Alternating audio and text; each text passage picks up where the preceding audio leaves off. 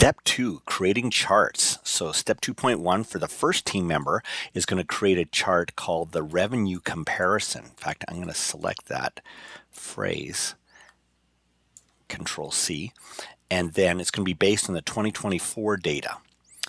And the shortcuts we're going to use are when we select data, we are going to have cells that are some cells are going to be adjacent to each other. So it's going to go Control, Shift, and arrow down. Those are going to be all the company names.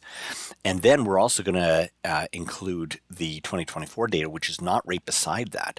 So we're going to go Shift F8 to be able to select cells that are away from that.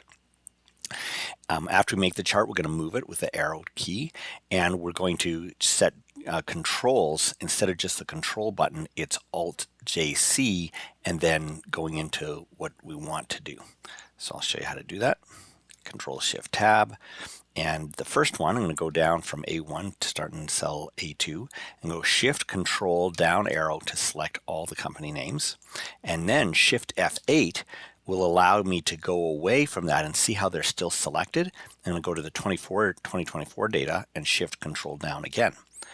And then I'm going to go Alt, and then it's Insert, so N, and then it's a chart, and I want to choose the pie chart, and you can see it there in, if I hit the M key, I can go, and you have to arrow down to the pie chart that we want and hit Enter. And now I'm going to move it in position. So I'm going to use the arrow keys, and this is really slow, I know. And so if you want to use your mouse, like I understand, just click it and drag it into place.